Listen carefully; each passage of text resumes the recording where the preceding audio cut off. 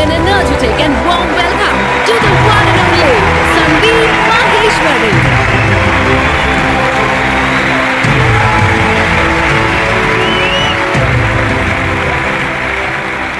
Good morning, everybody. एक छोटी सी request है, एक्सक्यूज मी, आप लोग जो आगे बैठे हुए हैं, स्टेज पे ना लाइट बहुत ज्यादा है, जिसकी वजह से मुझे पीछे तक दिख नहीं रहा है, तो आप एक बार चेक करके बताएंगे पूरा स्टेडियम खाली पड़ा है क्या?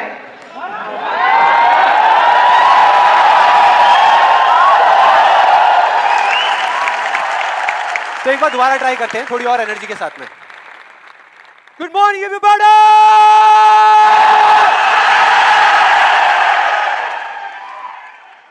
अब कुछ मजा आया.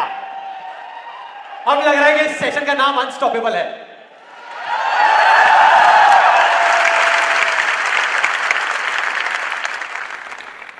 ओके, अब बात करते हैं मेरी.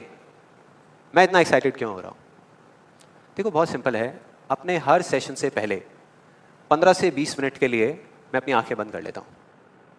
और जब माइंड पूरे तरीके से ब्लैंक हो जाता है, जब माइंड में कोई थॉट्स नहीं होते, तो अपने आप से एक क्वेश्चन करता हूं कि अगर ये दिन मेरी ज़िंदगी का आखिरी दिन हो और मुझे किसी तरीके से पता चल जाए कि मैं कल सुबह नहीं उठने वाला, तो मैं आज क्या करूँगा? ये मेरा क्वेश्चन होता है. और उसके सिर्फ 2 ऑप्शंस होते हैं मेरे पास में, 2 जवाब होते हैं और मैं दूसरे ऑप्शन को चुनता हूँ. पहला ऑप्शन कि कल जो होने वाला है उसको सोच सोच करके मैं रोता रहूं और परेशान हो जाऊं. दूसरा ऑप्शन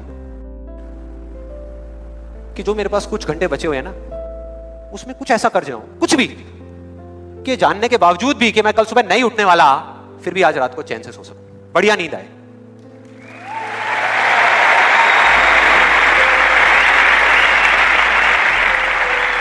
और इसीलिए आज यहां पर जो कुछ भी होने वाला है, जो कुछ भी, वो मेरे लिए सिर्फ एक सेशन नहीं है.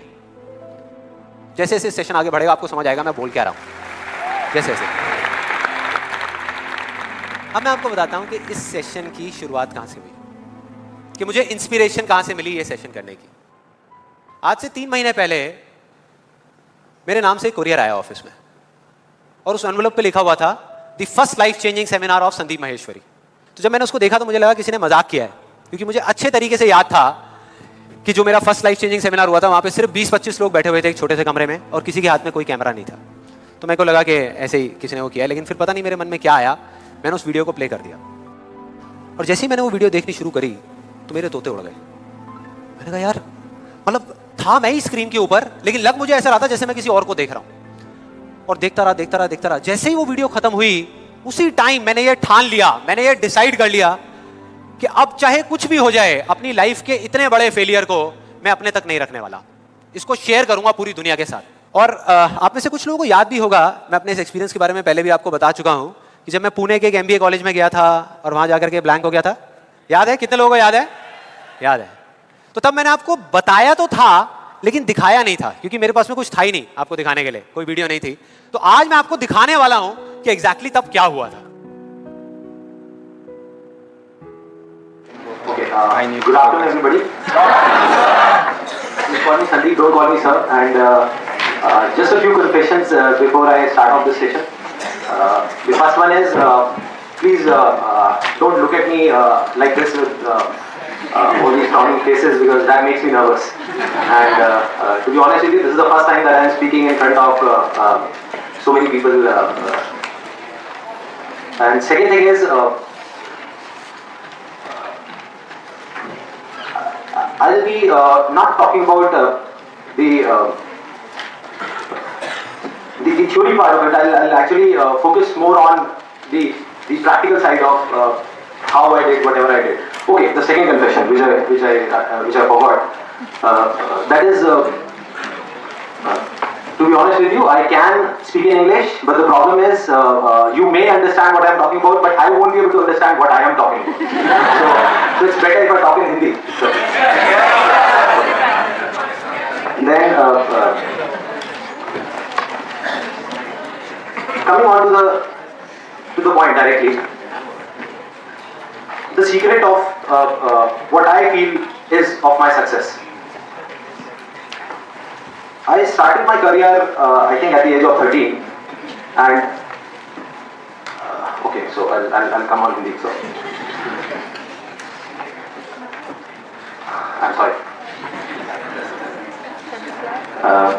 Yeah, so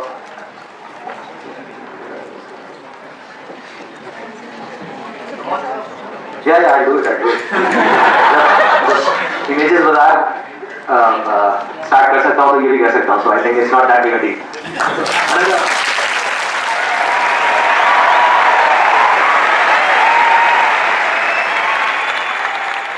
आपने देखा मेरी क्या हालत हुई थी? आई थिंक सबका यही हाल होता है जब वहाँ पे स्टेज पे जाते हैं, इतने सारे लोग सामने बैठे होते हैं, सबका यही होता है. तो जब मैंने ये वीडियो देखी तो मेरे दिमाग में सिर्फ एक ही चीज चल रही थी, सिर्फ एक, कि ऐसा क्यों हुआ कि मैं अपना इतना बड़ा मजाक उड़वाने के बाद भी बाज नहीं आया, और क्या वजह है कि मैं वहां से यहां तक आ गया.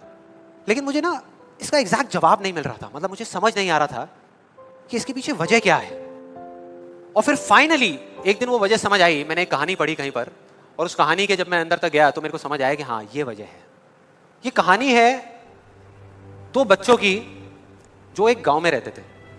उनमें से एक 6 साल का था और एक 10 साल का. दोनों बहुत अच्छे दोस्त थे, बिल्कुल शोले के जय और वीरू जैसे. दोनों हमेशा साथ साथ रहते, साथ साथ खेलते, साथ साथ खाते पीते, साथ साथ नहाते धोते. नहीं धोते नहीं, ये थोड़ा ज्यादा हो गया. तो एक दिन वो दोनों गांव से थोड़ा दूर निकल गए और खेलते खेलते उनमें से जो बड़ा बच्चा था 10 साल वाला, वो एक कुएं में गिर गया और जोर जोर से चीखने चिल्लाने लग गया क्योंकि उसको तैरना नहीं आता था. अब जो दूसरा बच्चा था छोटा सा 6 साल का, उसने अपने आसपास में देखा और उसको कोई नजर नहीं आया, उसको कोई नहीं दिखा जिसको कि वो बुला सके हेल्प के लिए. और फिर उसकी नजर पड़ी एक बाल्टी पे जिस पे एक रस्सी बंधी हुई थी. उसने एक सेकंड भी वेस्ट नहीं किया, उस बाल्टी को उठा करके कुएं में फेंक दिया और अपने दोस्त को बोला कि पकड़ ले इसको. उसके दोस्त ने पकड़ा और वो अपनी पूरी ताकत लगा करके पागलों की तरह उसको खींचने लगा. खींचता रहा, अपनी पूरी जान लगा दी उसने. छोटे से बच्चे ने, 6 साल के और 10 साल के बच्चे ने उस बाल्टी को पकड़ा हुआ था. खींचता रहा और तब तक नहीं रुका जब तक उसने अपने दोस्त को बचा नहीं लिया, जब तक वो बाहर नहीं आ गया. अब यहां तक तो ठीक था, यहां तक तो ये कहानी समझ आती है. लेकिन हुआ क्या कि जैसे ही ये दो बच्चे जब दोनों एक हो गए, जब बाहर आए और आकर के गले मिल रहे, रो रहे और खुश हो रहे, एक तरफ से उनको डर भी लग रहा था. डर था कि अब गांव जाएंगे तो बहुत पिटाई होगी जब उनको बताएंगे कि ऐसे हम कुएं में गिर गए और ये सब चीजें हुई. लेकिन मजे की बात है, ऐसा कुछ भी नहीं हुआ. वो जब गांव गए और जा करके उन्होंने अपने घर वालों को बताया, बाकी गांव वालों को बताया, तो किसी ने विश्वास नहीं किया, पूरे गांव वालों ने. और वो अपनी जगह बिल्कुल ठीक थे क्योंकि उस बच्चे में इतनी ताकत भी नहीं थी कि वो एक बाल्टी पानी से भरी हुई वो उठा सके. तो इतने बड़े बच्चे को इतनी ऊपर खींचना तो बहुत दूर की बात है. लेकिन एक आदमी था उस गांव में, उसने विश्वास कर लिया.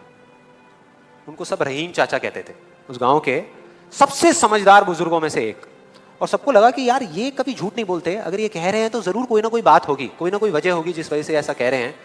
और फिर सारे गांव वाले इकट्ठे होकर के उनके पास में गए और जाकर के बोले कि देखो जी, हमें तो कुछ समझ आ नहीं रहा, आप ही बता दो कि ऐसा कैसे हो सकता है.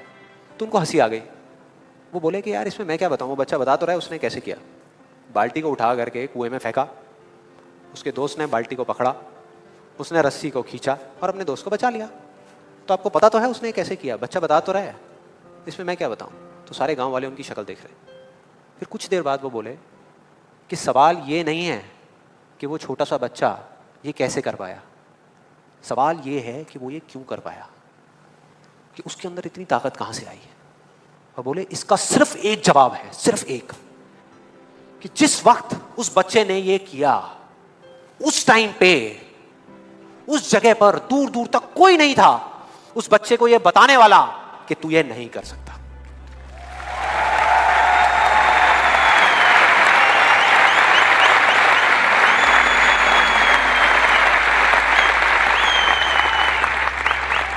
बोले कोई नहीं था, कोई नहीं, यहां तक कि वो खुद भी नहीं, वो खुद भी नहीं.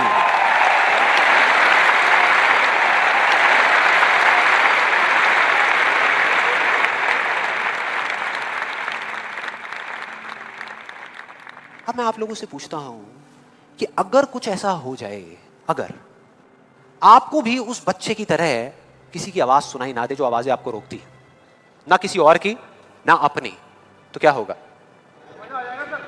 मजा आ जाएगा, राइट. उस बच्चे की तरह आपको भी कोई नहीं रोक पाएगा. You will be unstoppable, right. Yes और नो, यस और नो, यस और नो। थियोरेटिकली तो ये बात बहुत अच्छी लग रही है सुनने में, लेकिन अगर हम प्रैक्टिकली देखें तो सिर्फ यस बोलने से काम नहीं चलने वाला। ये आप सबको भी पता है और मुझे भी पता है। ये जो अनस्टॉपेबल बनने वाला काम है, उसके लिए क्या करना पड़ेगा? 2 दीवारें तोड़नी पड़ेंगी। 2 दीवारें, पहली बनी है दूसरों की आवाज की, कि आपके ऊपर दूसरों की आवाजों का असर होना बंद हो जाए, और दूसरी आपकी खुद की आवाज। ये ज्यादा बड़ी दीवार है। तो अब देखते हैं कि इस पहली दीवार को कैसे तोड़ना है। उस कहानी में उस बच्चे के आसपास में कोई नहीं था उसको रोकने वाला, लेकिन क्या रियल लाइफ में ऐसा होता है? यस और नो? नो। क्या होता है कि हम एक काम करने की सोचते हैं, करना शुरू भी नहीं करते, सिर्फ सोचते हैं कि हमको ये काम करना है, और सामने से 4 लोग आ जाते हैं रोकने के लिए। 4 लोग आ जाते हैं तरह तरह की बातें करने के लिए कि ये नहीं हो सकता।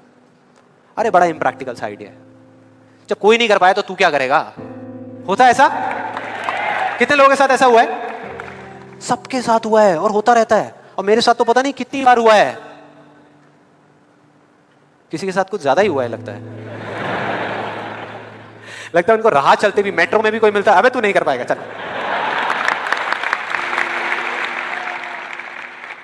तो अब सवाल ये उठता है कि ऐसे में हम क्या करें?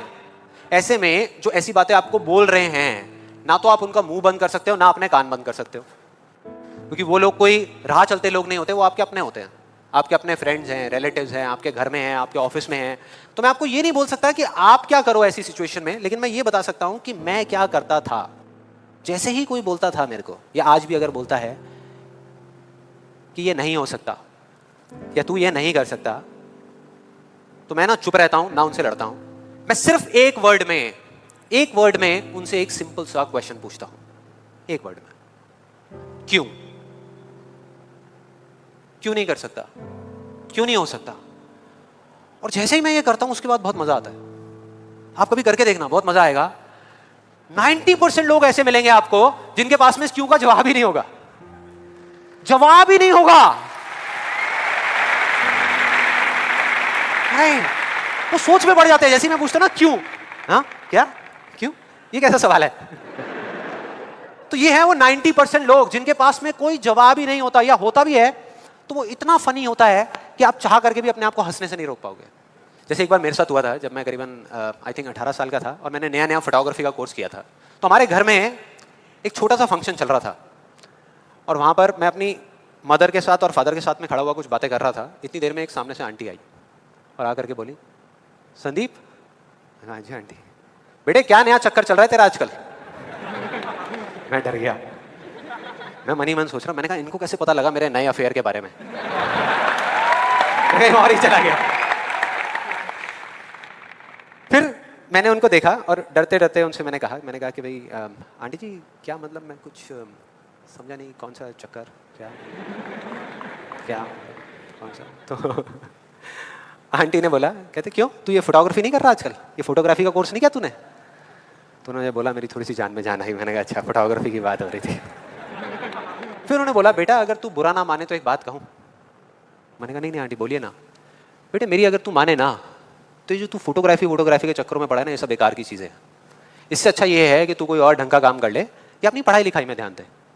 मैंने वही किया जो मैं हमेशा करता था। मैंने कहा क्यों आंटी जी, आपको ऐसा क्यों लगता है कि मेरा फोटोग्राफी में कुछ नहीं हो सकता, ये फोटोग्राफी बेकार की चीज़ क्यों है? तो उन्होंने जवाब दिया कि मेरी बहन का बेटा भी गया था बॉम्बे यही सब करने के लिए जो तू कर रहा है, और उसको 4 साल हो गए धक्के खा रहा है, उसका कुछ नहीं हुआ अभी तक। मैंने फिर सुना, फिर मैंने दोबारा से वही क्यों को ले आकर के चिपका दिया। मैंने उनसे पूछा, लेकिन आंटी मेरे को कुछ समझ नहीं आया कि अगर वो कुछ नहीं कर पाया तो मैं कुछ क्यों नहीं कर पाऊंगा? सीधा सा क्वेश्चन है यार।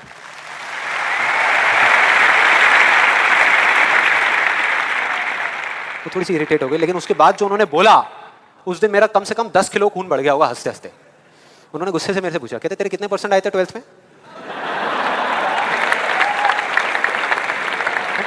मतलब फोटोग्राफी से इसका कोई कनेक्शन नहीं है दूर दूर तक, लेकिन उनका ये सवाल था कितने % आए थे तेरे 12th में? मैंने कहा जी 85% आए थे। फिर उन्होंने एक अजीब सा एक्सप्रेशन दिया, मेरे को ऐसे देखा जैसे कि मेरे से बड़ा बेवकूफ़ इस पूरी दुनिया में कोई नहीं है, और बोली उसके 92% आए थे।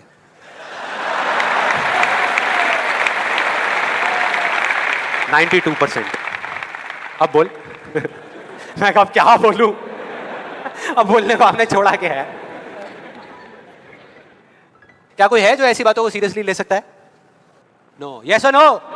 नो, ले ही नहीं सकते। अब बचे 10% लोग जिनके पास में जवाब होता है, एक जेन्युइन वजह होती है। मतलब वो आपको सिर्फ ये नहीं बोलते कि आप नहीं कर सकते, वो आपको बताते हैं कि वो ऐसा क्यों बोल रहे हैं। तो मुझे जब भी कोई ऐसा मिलता है तो मैं उनके पास में जाकर के शांति से बैठता हूं, उनकी सारी बात को समझता हूं, फिर अकेले में जाकर के उस प्रॉब्लम का सोल्यूशन निकाल लेता हूं और अपने पूरे दिल से उस इंसान को थैंक्स करता हूं, क्योंकि इनडायरेक्टली ऐसे लोग हमको हेल्प करते हैं आगे बढ़ने में। लेकिन इसका मतलब ये नहीं है कि उन 10% लोगों की बातों को मैं ज्यादा सीरियसली लेता हूं, या अगर मेरे को उसका जवाब नहीं मिलता तो मैं रुक जाता हूं। क्योंकि जवाब नहीं है इसका मतलब ये नहीं कि हम चलना बंद करते हैं। फॉर एग्जाम्पल, अगर हम अपने घर से ये सोच करके निकले हैं कि जब सारी लाइट्स ग्रीन हो जाएंगी तब मैं अपने घर से निकलूंगा, तो निकल पाएंगे कभी? कोई भी ऐसा कुछ आपको बोलता है आकर के कि आप ये नहीं कर सकते, तो समझ लेना कि वो बोल तो आपको रहा है लेकिन उसका इशारा आपकी तरफ नहीं है। वो बस इतना सा कहना चाहता है क्योंकि मैं इस काम को नहीं कर सकता।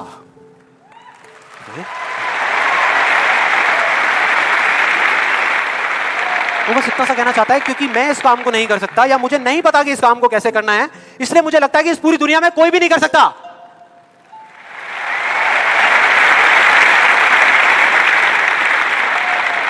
आप इसे कितने लोगों ने कहावत सुनी है कि किसी पे जुल्म करना पाप है लेकिन जुल्म सहना उससे भी बड़ा पाप है? कितने लोगों ने सुनी है? ऑलमोस्ट सबने सुनी है। बिल्कुल इसी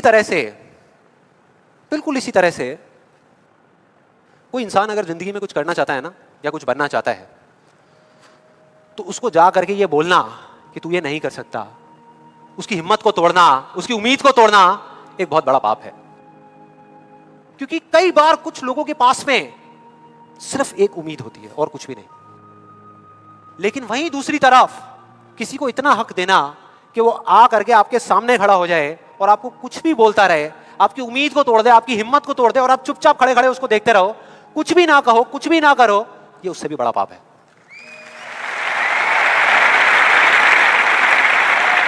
मतलब सिंपल है, ना हमें चुप रहना है ना किसी से लड़ना है, सिर्फ सवाल करना है क्यों, और फिर देखो उनके कैसे पत्ते खुलते हैं, फिर मजा आएगा। और जिस दिन आप लोगों को भी मेरी तरह ये बात समझ आ जाएगी ना, उस दिन आपके ऊपर ऐसी बातों का असर होना बंद हो जाएगा। मतलब कि उस दिन ये जो पहली दीवार है जिसकी मैंने बात करी थी, वो अपने आप ही टूट जाएगी। उसके बाद इस पूरी दुनिया में किसी में दम नहीं होगा कि वो आपको आगे बढ़ने से रोक सके, सिवाय एक इंसान के। सिवाय एक इंसान के। कोई बताएगा कौन है वो? आप खुद। एग्जैक्टली, आप खुद। और यही है वो दूसरी दीवार, यही है वो दूसरी दीवार जो पहली वाली से कई गुना बड़ी है, कई गुना बड़ी है। आज से बहुत साल पहले मैंने कहानी सुनी थी जिसका एक बहुत बड़ा इंपैक्ट हुआ था मेरी लाइफ में। ये कहानी है एक ऑफिस की और उसके एम्प्लॉइज की। एक बार एक ऑफिस में जितने भी एम्प्लॉइज सुबह सुबह जब ऑफिस आते हैं अपने अपने कैबिन में, तो उनकी डेस्क के ऊपर एक लेटर पड़ा होता है, एक लेटर रखा हुआ होता है, और उस लेटर में लिखा था कि वो इंसान, इस कंपनी का वो एम्प्लॉय जिसकी वजह से आपकी प्रमोशन नहीं हो रही थी या जिसकी वजह से आप आगे नहीं बढ़ पा रहे थे, उसकी डेथ हो गई, वो मर गया है। और अब अगर आप आखिरी बार उस एम्प्लॉय की शक्ल देखना चाहते हैं तो ये एड्रेस है, यहां पर अगले 1 घंटे में पहुंचाइए। जैसे ही उस एड्रेस पे गए तो वहां पर एक कॉफिन पड़ा हुआ था। कॉफिन होता है, उसको जब लोगों ने दूर से देखा तो एक तरफ तो सबको दुख हो रहा था, बुरा लग रहा था कि यार ये नहीं होना चाहिए था, और दूसरी तरफ से उनको थोड़ी बहुत खुशी भी हो रही थी कि चलो अच्छा है, मेरी रास्ते का जो सबसे बड़ा पत्थर था वो हट गया। लेकिन फिर एक एक करके जैसे ही वो लोग उस कॉफिन के पास गए और जा करके उन्होंने उस एम्प्लॉय की शक्ल देखी उस कॉफिन के अंदर, तो उन्हें खुद पे शर्म आने लगी, क्योंकि उस कॉफिन में कोई नहीं था, सिर्फ एक शीशा था, एक मिरर था जिसमें उनकी खुद की शक्ल दिख रही थी।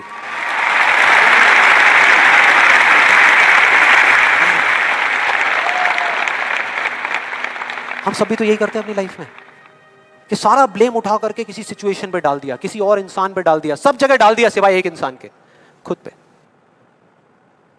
यहां पर कितने लोग इस बात को मानते हैं जो मैंने अभी अभी कही कि आपके रास्ते का सबसे बड़ा पत्थर और कोई नहीं, आप खुद ही हो? कितने लोग मानते हैं? सब लोग मानते हैं। लेकिन एक चीज और है यहां पर बहुत मजेदार, कि कोई भी इंसान, कोई भी, चाहे वो आप हो, चाहे मैं हूं, चाहे कोई भी है, वो वो जान करके अपने रास्ते का पत्थर क्यों बनेगा, अपना ही नुकसान क्यों करेगा, अपना ही दुश्मन क्यों बनेगा। फॉर एग्जाम्पल, अगर अभी मैं यहाँ पर थोड़ी सी लकड़ियाँ इकट्ठी करके आग लगा दूँ और आप लोगों से रिक्वेस्ट करूँ कि यार प्लीज़ मेरी खातिर 5 मिनट के लिए आ करके इस आग में जल जाओ, 5 मिनट के लिए, कुछ नहीं होगा, मैं गारंटी दे रहा हूँ, आपको बिल्कुल भी दर्द नहीं होगा, बहुत मज़ा आएगा। कितने लोग तैयार हैं यहाँ पर आने के लिए? कितने लोग तैयार हैं?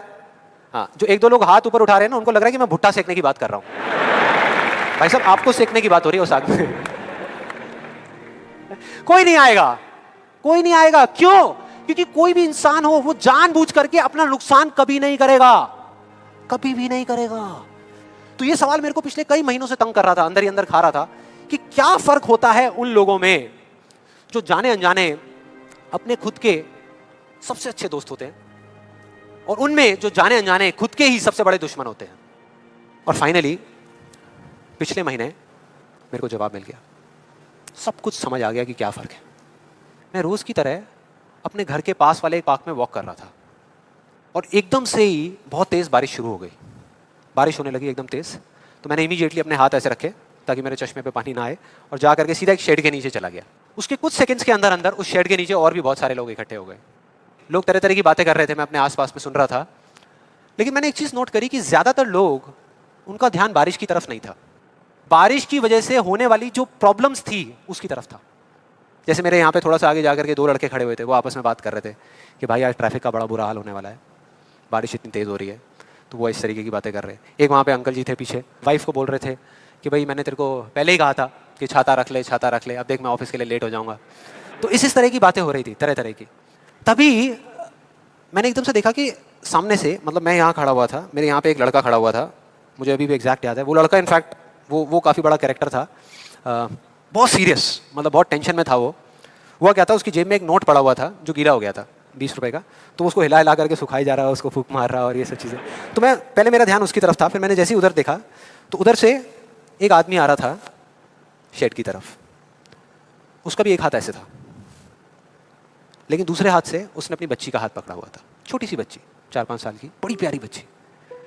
फर्क ये था कि उस बच्ची का हाथ ऐसे नहीं था, उसका हाथ ऐसे था, ऐसे था।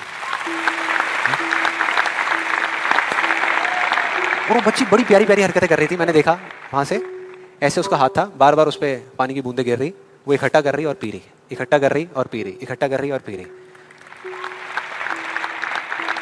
तो जैसे ही वो शेड के पास आए, मैं थोड़ा सा साइड हो गया। तो इधर वो मेरे नोट सुखाने की मशीन थी,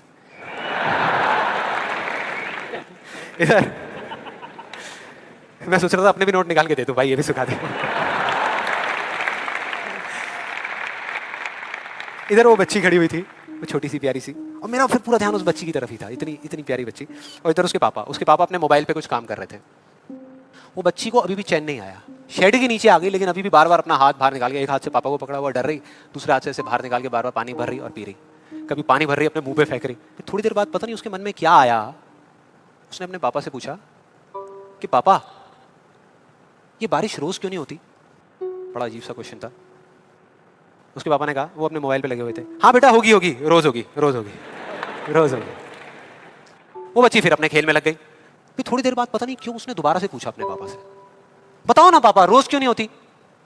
इस बार उसको कोई जवाब नहीं मिला, लेकिन मुझे मिल गया।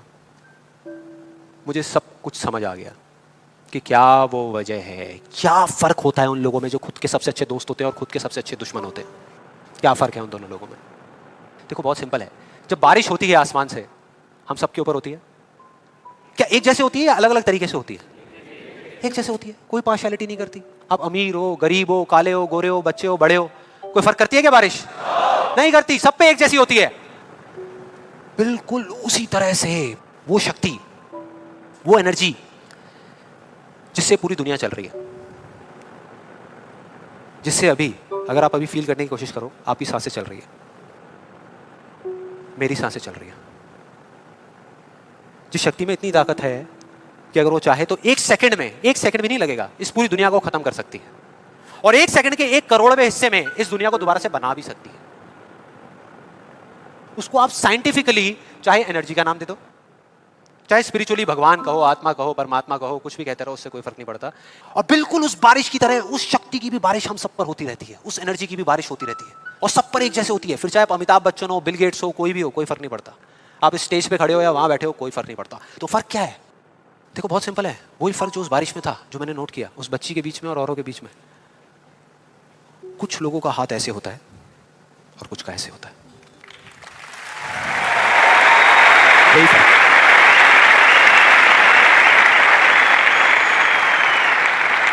जिनका ऐसे होता है वो बारिश उन पर होती तो है, लेकिन छू करके बह जाती है, चली जाती है, उनके अंदर तक नहीं जा पाती, अपना काम नहीं कर पाती। लेकिन जिनका ऐसे होता है वो उसको पी लेते हैं, उनके अंदर चली जाती है, और उसके बाद में जो काम करती है वो एनर्जी करती है, नाम इंसान का हो जाता है। नाम हो जाता है कि वो कर रहा है, वो कर रहा है, वो कर रहा है। अरे कौन कर रहा है? वही एनर्जी पीछे से काम कर रही है। हम क्या कर सकते हैं?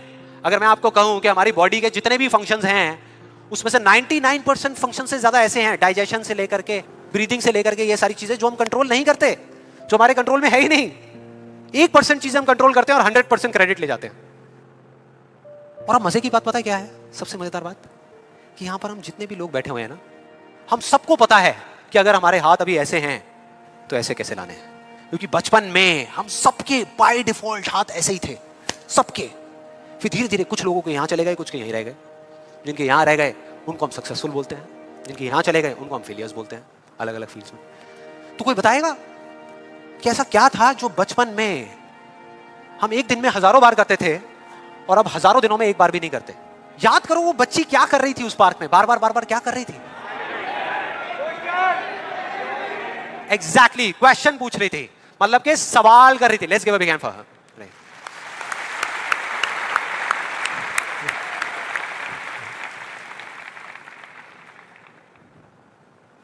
सवाल। ऐसा क्यों होता है? हम ऐसा क्यों करते हैं? बताओ ना पापा, हम ऐसा क्यों करते हैं? कोई जवाब नहीं मिला, हमने सवाल पूछने बंद कर दिया। आज हमारे पास में टाइम ही नहीं है कि एक दिन में कुछ सेकंड्स के लिए रुक करके हम अपने आप से पूछें कि भाई जो मैं कर रहा हूं वो कर क्यों रहा हूं?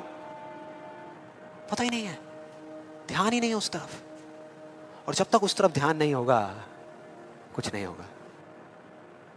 और सिर्फ उस पर विश्वास मत करो जो मैं बोल रहा हूं, हिस्ट्री को उठा करके देख लो। कोई भी इंसान किसी भी फील्ड में अगर सक्सेसफुल हुआ है तो उसमें और बाकी लोगों में क्या फर्क था? क्या वो दूसरों से ज्यादा इंटेलिजेंट था? क्या उनके पास दूसरों से ज्यादा जवाब होते हैं? यस और नो? नो। उनके पास में दूसरों से ज्यादा अच्छे सवाल होते हैं।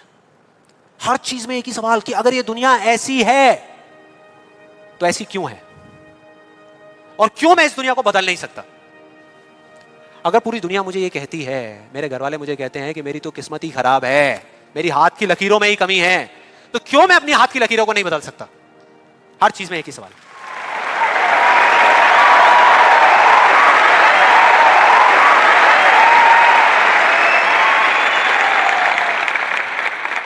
और दूसरी तरफ किसी फेलियर के पास चले जाओ, उनके पास आपको सिर्फ जवाब मिलेंगे, सवाल एक भी नहीं।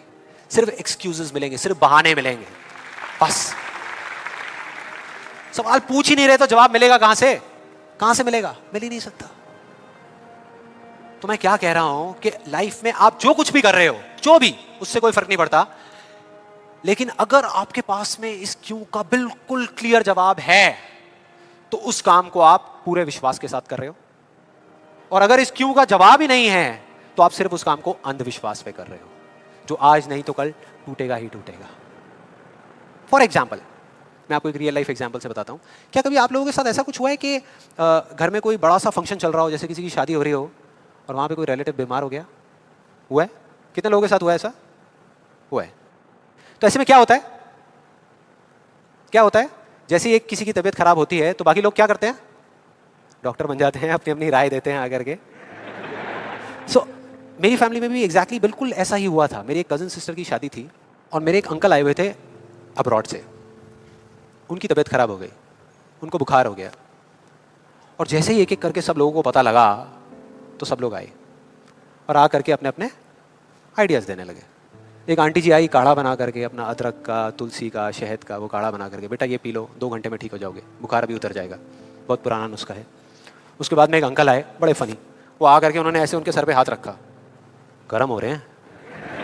फिर उन्होंने कहा कुछ नहीं है, इनको ठंडी बर्फ की पट्टियां कर दो, अभी सारा बुखार उतर जाएगा।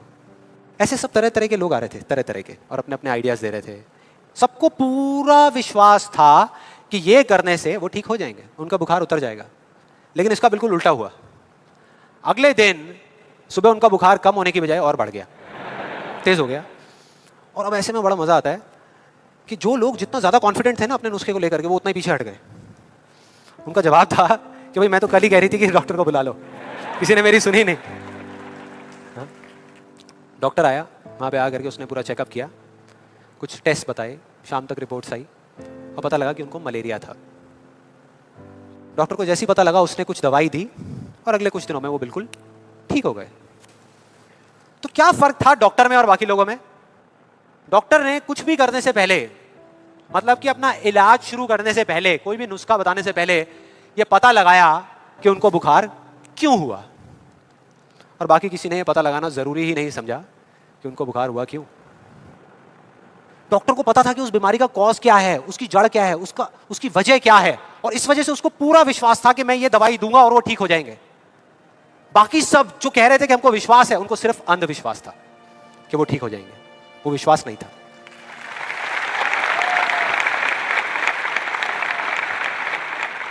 इन दोनों के बीच में ना इतना एक बिल्कुल पतली सी लाइन का फर्क होता है, विश्वास में और अंधविश्वास में, जिस वजह से बहुत बार हम अपने अंधविश्वास को विश्वास का नाम दे देते हैं।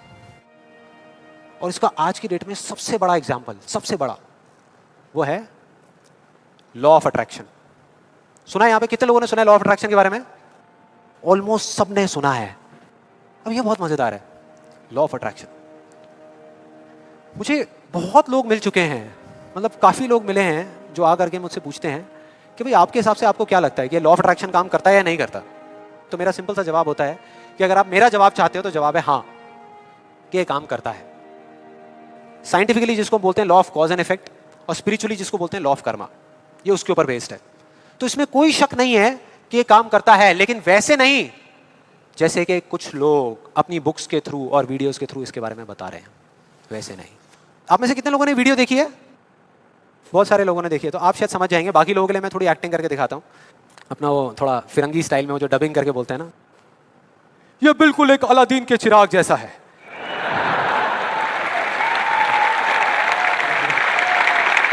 बिल्कुल ऐसा लगता है किसी चमत्कारी बाबा की बात हो रही है, जो आशीर्वाद रखेंगे और काम हो जाएगा 1 सेकंड में। बिल्कुल ऐसा लग रहा है सुनने में। ये बिल्कुल एक अलादीन के चिराग जैसा है, आपको सिर्फ हुक्म देना है कि आप क्या चाहते हैं। आपको बंगला चाहिए, आपको गाड़ी चाहिए, आपको पैसा चाहिए, आपको सिर्फ बताना है कि आपको क्या चाहिए, फिर देखिए क्या होगा। ये प्रकृति आपके सुर से सुर मिलाएगी, ताल से ताल मिलाएगी।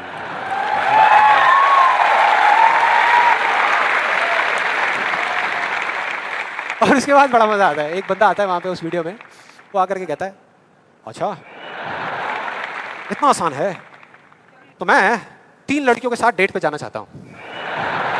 3 लड़कियों के साथ। और उसको बोलते हैं, उसको जवाब मिलता है उस लॉ ऑफ अट्रैक्शन वाले लोगों से, आपको कुछ भी नहीं करना, आपको सिर्फ एक पेंटिंग बनानी है। अपनी एक पेंटिंग बनाइए जिसमें आप बैठे हैं और साथ में 3 लड़कियां बैठी है, और फिर देखिए क्या होता है। वो बंदा पेंटिंग बनाता है। उसके कुछ दिन बाद किसी चमत्कार की वजह से वो लड़का एक पार्क में बैठा होता है, उसके आसपास में 3 लड़कियां बैठी होती हैं, और उसमें से एक लड़की उसको अंगूर खिला रही होती है। भाई क्या है ये? क्या है ये? अगर मजाक नहीं है तो आप में से कितने लोगों ने ये ट्राई किया? मैं लॉ ऑफ अट्रैक्शन की बात कर रहा हूं, 3 लड़कियों के साथ डेट पे जाने की बात नहीं कर रहा।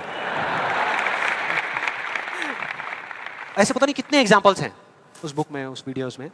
एक सबसे फनी एग्जांपल जो बहुत लोग ट्राई कर रहे हैं, आई एम श्योर यहाँ पे भी बहुत लोगों ने ट्राई किया होगा, कार पार्किंग का।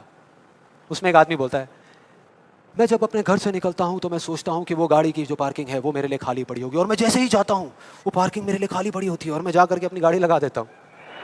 क्या कमाल है यार।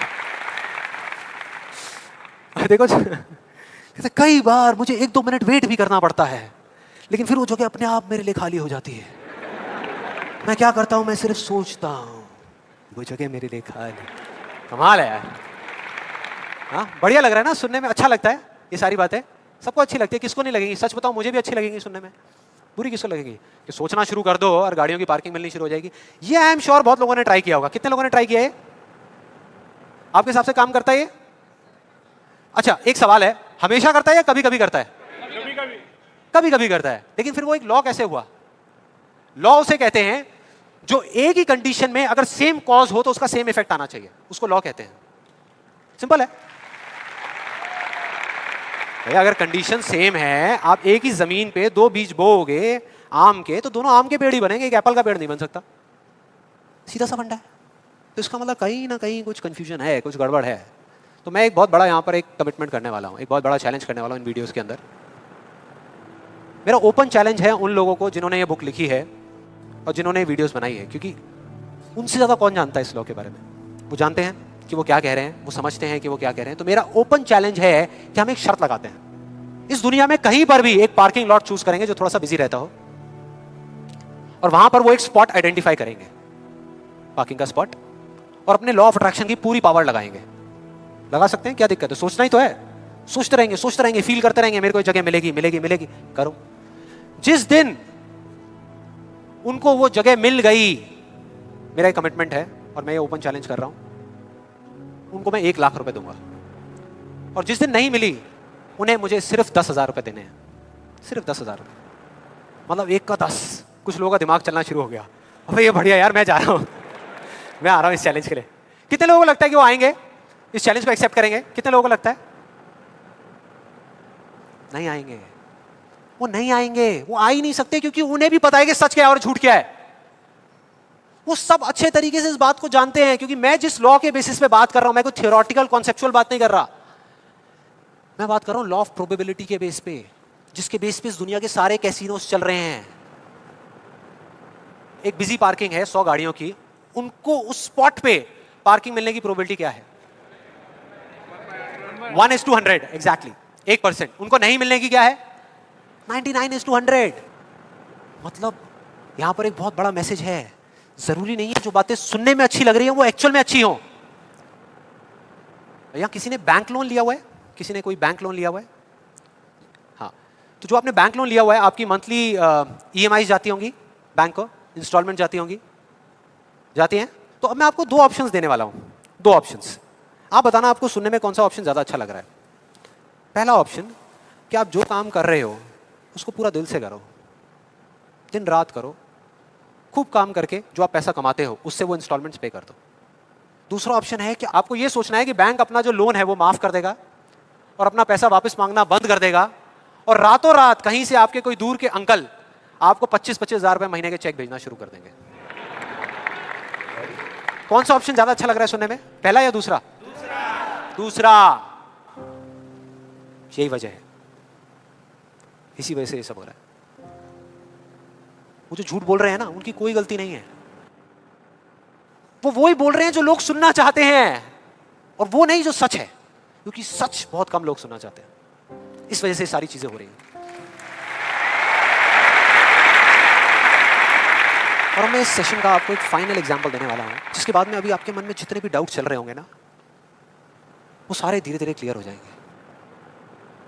ये एग्जांपल है 2 लड़कों का, 2 लड़कों का जिनकी एज है 18 साल, और दोनों का एक ही डिजायर है कि मेरे को एक BMW गाड़ी चाहिए। दोनों का यही है, और अगले 10 साल के अंदर अंदर चाहिए। बस तरीका थोड़ा सा अलग अलग है।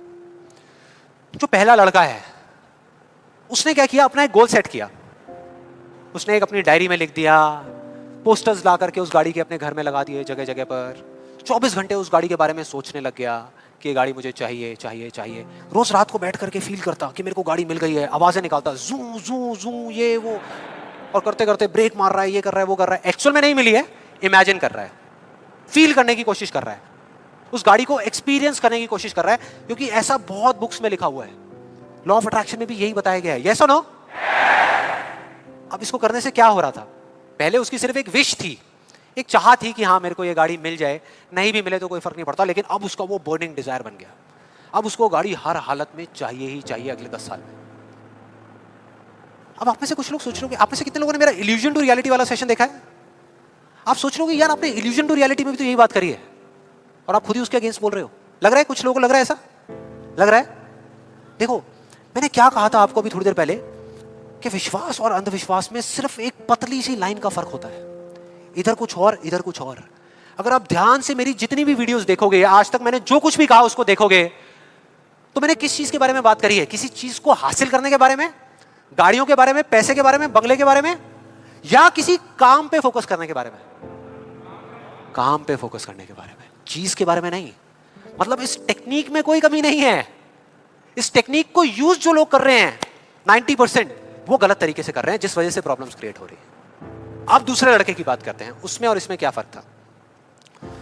दूसरा जो लड़का था उसका भी डिजायर था कि मुझे ये गाड़ी चाहिए, बस एक छोटा सा फर्क था। उसने एक सवाल पूछ लिया अपने आप से, उसने एक सवाल पूछ लिया अपने आप से कि मुझे ये गाड़ी क्यों चाहिए, क्यों चाहिए। अब ये काम ना बड़ा बोरिंग लगता है सुनने में कि यार क्यों चाहिए, ये सोचने की क्या जरूरत है, सीधा गाड़ी लो ना, शॉर्टकट, फटाफट। लेकिन नहीं, उसने ऐसा नहीं किया, उसने गलती नहीं करी, उसने पूछ लिया।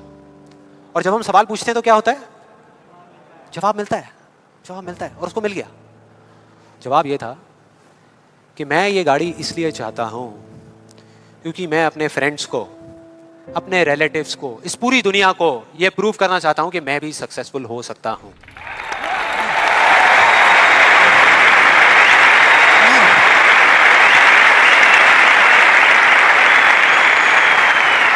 तो उसको जवाब मिल गया कि मैं ये इसलिए चाहता हूं क्योंकि मैं प्रूव करना चाहता हूं। फिर उसने दोबारा सवाल किया कि क्यों, मैं क्यों अपने आसपास वालों को, इस पूरी दुनिया को ये प्रूव करना चाहता हूं, क्यों करना चाहता हूं। और फिर उसको एक जवाब मिला, क्योंकि मेरे आसपास में जितने भी लोग हैं वो सब यही कर रहे हैं।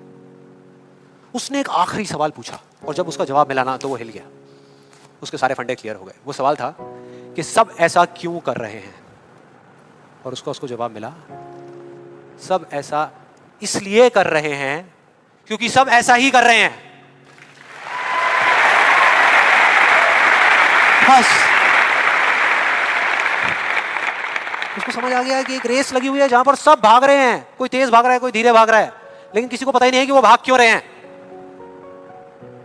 और जैसे ही उसको ये समझ आया, उसको ये जवाब मिला, तो उसको ये तो नहीं पता था कि मैं अब क्या करने वाला हूं, लेकिन उसको ये समझ आ गया कि मुझे क्या नहीं करना। उसने डिसाइड कर लिया उसी टाइम, उसी मोमेंट में ये डिसाइड कर लिया कि मुझे नहीं बनना इस रैट रेस का हिस्सा, मुझे नहीं प्रूव करना किसी को कुछ भी, मुझे नहीं चाहिए कोई गाड़ी वाड़ी। अब मैं वो करूंगा जो मेरा दिल कहता है, जो मेरे अंदर की आवाज है। बाढ़ में गई दुनिया। और जैसे ही उसको ये अंदर से उसकी आवाज आई कि मुझे ये चीज करनी है, तो वो जवाब उसके अंदर से निकल करके आ गया। और उसको जवाब मिला कि 3 साल पहले वो सबसे ज्यादा क्लोज इस पूरी दुनिया में अपने फादर के था, अपने पापा के। और दोनों का रिलेशन एक बाप बेटे का कम और एक दोस्त का ज्यादा था। उसके पापा की एक छोटी सी हैंडीक्राफ्ट की दुकान थी दिल्ली में, और वो क्या करते थे, छोटे छोटे गांव में जाते और जा करके वहां के कारीगरों से कुछ सामान लेकर के आते और अपनी दुकान में बेचते। ये उनका काम था। एक बार वो एक गांव में जा रहे थे तो उनका बेटा भी उनके साथ चला गया। ये लड़का उनके साथ चला गया क्योंकि उसकी छुट्टियां चल रही थी। और दोनों उस गांव में एक ढाबे पे बैठ करके, शाम का टाइम था, खाना खा रहे थे। खाते खाते एकदम से उसके फादर के यहाँ पे दर्द उठा, लेफ्ट साइड में दर्द होना शुरू हो गया। और उस लड़के ने एक सेकंड भी नहीं लगाया, फटाफट से अपने फादर को लेकर के एक पास के हॉस्पिटल में चला गया। वहां जाकर के जो डॉक्टर्स थे उस गांव के हॉस्पिटल के, उन्होंने कहा कि आप इनको जल्दी से जल्दी किसी बड़े हॉस्पिटल में ले जाओ, टाइम नहीं है। लेकिन वो बड़ा हॉस्पिटल उस गांव से 3 घंटे की दूरी पे था। और जब वो वहां पहुंचा और उसके फादर को इमरजेंसी वार्ड में लेकर के गए, तब तक सब ठीक था। लेकिन उसके 10 मिनट बाद डॉक्टर्स आए और आकर के उन्होंने बोला, वी आर सॉरी, अगर आप 15 मिनट पहले आ जाते तो हम कुछ कर सकते थे। 15 मिनट पहले। अब जैसे ही इस लड़के के साथ ये हुआ था तो बिल्कुल सुन्न हो गया था, मुंह से एक वर्ड बाहर नहीं आ रहा था। उसको समझ ही नहीं आ रहा था कि मैं क्या बोलूं, क्या सोचूं। उसने ऐसा कुछ सोचा ही नहीं था, एकदम से हो गया, एकदम से हो गया। और उसके काफी देर बाद जाकर के, उसके 5-10 मिनट बाद जाकर के उसके अंदर से एक चीख निकली थी, एक अजीब सी बात निकली थी जो उसको उस टाइम पे नहीं समझ आई थी कि ये बड़े डॉक्टर्स बड़े शहरों के बड़े हॉस्पिटल्स में ही क्यों होते हैं, छोटे छोटे गांव में क्यों नहीं होते।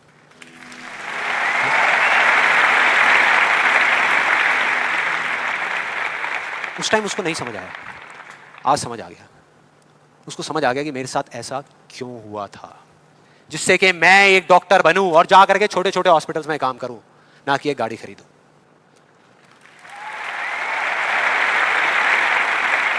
और इस एक सवाल ने, एक वर्ड के सवाल ने, क्यों ने उसकी पूरी पूरी लाइफ का डायरेक्शन ही चेंज कर दिया। जहां एक तरफ उससे एक दिन में 1 घंटा भी पढ़ाई नहीं होती थी, अब वो दिन में 12-12 घंटे पढ़ने लगा। उसके कुछ साल बाद वो एक हार्ट सर्जन बन गया और जा करके कुछ बड़े हॉस्पिटल्स में बड़े डॉक्टर्स को असिस्ट करने के बाद में छोटे छोटे गांव में चला गया। ये थी उस दूसरे लड़के की कहानी। 10 साल हो गए हैं, तब दोनों 18 साल के थे, आज दोनों 28 साल के हो चुके हैं। लेकिन क्या दोनों की लाइफ में थोड़ा बहुत फर्क होगा? एक बार देखते हैं एग्जैक्टली कि क्या फर्क होगा। जो पहला लड़का था उसने इस लॉ को पूरे विश्वास के साथ प्रैक्टिस किया, लॉ ऑफ अट्रैक्शन को पूरे विश्वास के साथ कि ये काम करता है, करेगा करेगा, इतने लोग बोल रहे हैं, गलत थोड़ी होंगे, पूरी दुनिया बोल रही है कि ये काम करता है। उसने किया, लेकिन फ्यूचर किसी के हाथ में नहीं है ना, उसको नहीं मिला, उसको वो गाड़ी नहीं मिली। क्या होगा उसके साथ में? क्या होगा? खुश रहेगा? टूट जाएगा, पागल हो जाएगा, बिखर जाएगा, समझ ही नहीं आएगा कि हो क्या रहा है मेरे साथ में। यह है एक सिचुएशन। दूसरी सिचुएशन कि उसको BMW गाड़ी नहीं मिली लेकिन होंडा सिटी मिल गई। अब क्या होगा? खुश रहेगा?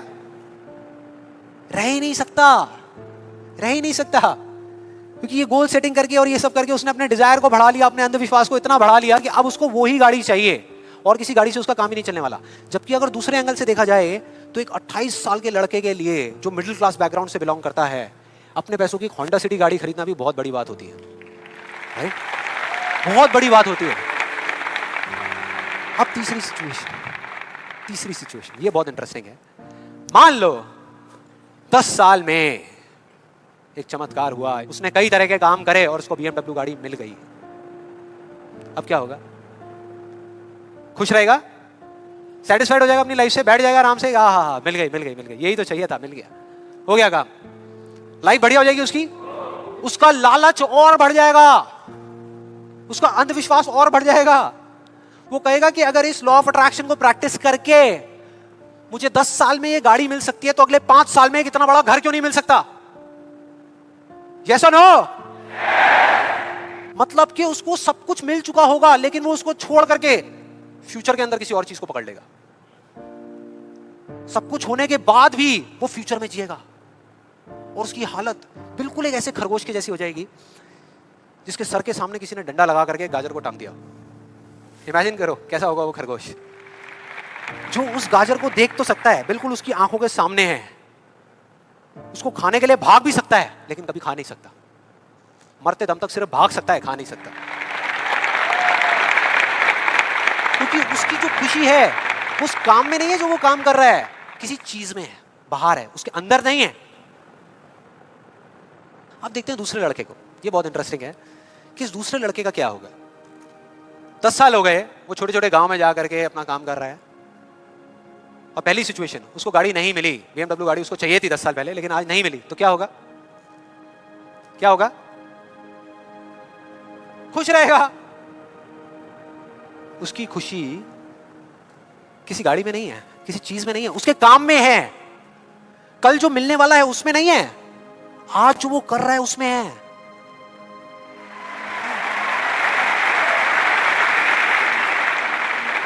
दूसरी सिचुएशन, उसको BMW नहीं मिली, होंडा सिटी मिल गई। तो क्या होगा?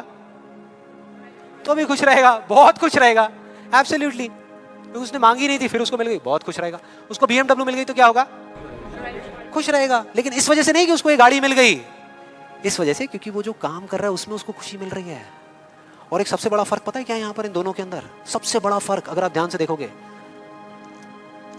ये जो दूसरा लड़का है, अगर इसको गाड़ी मिल गई, जो डॉक्टर है, और छिन गई 1 साल बाद, तो क्या होगा? तब भी खुश रहेगा। लेकिन जो पहला है उसका क्या होगा?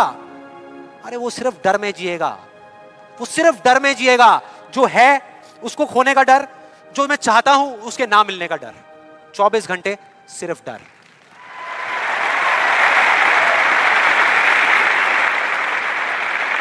डर ही डर, सब कुछ होगा उसके पास में, लेकिन फिर भी अंदर से डरा हुआ होगा, यार कोई मेरी ये गाड़ी ले ना ले, अरे कोई इस पे स्क्रैच ना मार दे।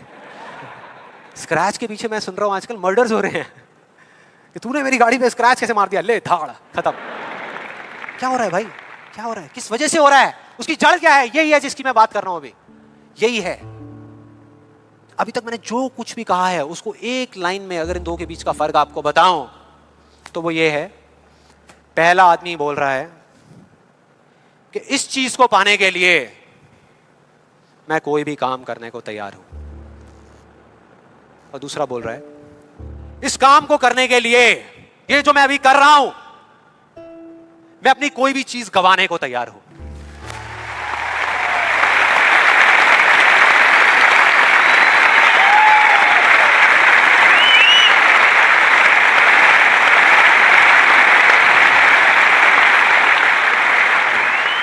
एक की जिंदगी का मकसद है, जो पहला है पाना, हासिल करना, उस चीज पे कब्जा करना किसी भी तरीके से, बस वो चीज मेरे हाथ में आ जाए।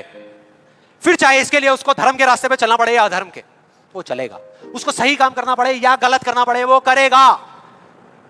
लेकिन दूसरा, उसके लिए अपने अंदर की आवाज को सुन करके, अपने अंदर की मतलब कि अपने दिल की आवाज को सुन करके किया गया कर्म ही इस दुनिया का सबसे बड़ा धर्म है।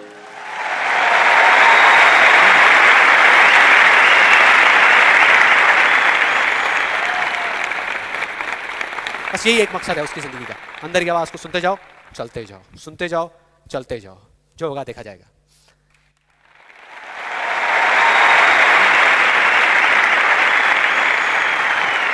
और इस गलत फहमी में मत रहना कि जो पहला है उसको दूसरे से ज्यादा मिलेगा, ये सोचना भी मत।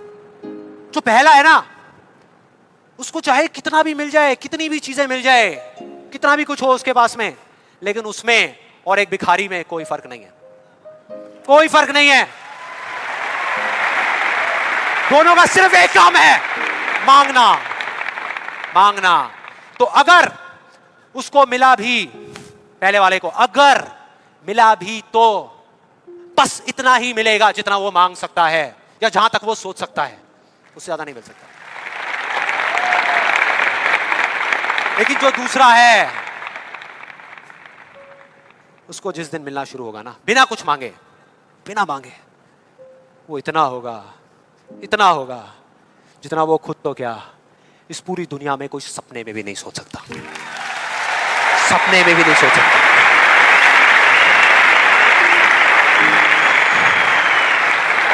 और इसका जो मैं आपको बोल रहा हूं, एक जीता जागता एग्जाम्पल आपके सामने खड़ा है।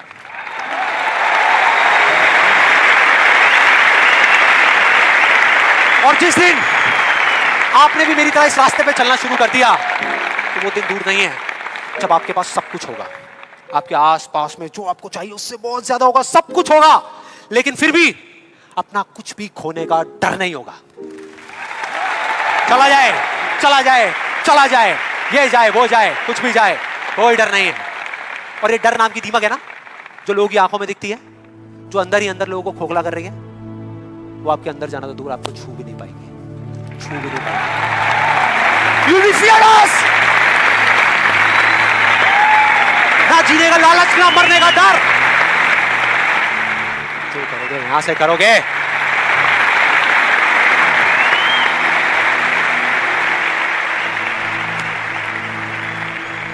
और फिर चाहे आपके रास्ते में एक मुश्किल आए या हजार आए, कोई फर्क नहीं पड़ता। चाहे एक आदमी आकर के आपको रोकने की कोशिश करे या 1 लाख लोग आकर के आपके सामने खड़े हो जाएं, अरे आपको रोकना तो दूर, किसी में इतना दम भी नहीं होगा कि वो आपको हिला भी सके।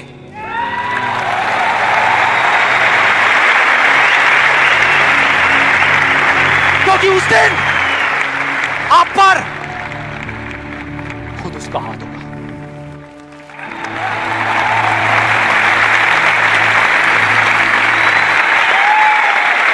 और फिर अगर आप चाहोगे भी, चाहोगे तो भी अपने आप को आगे बढ़ने से नहीं रोक पाओगे। You will be unstoppable! You will be unstoppable!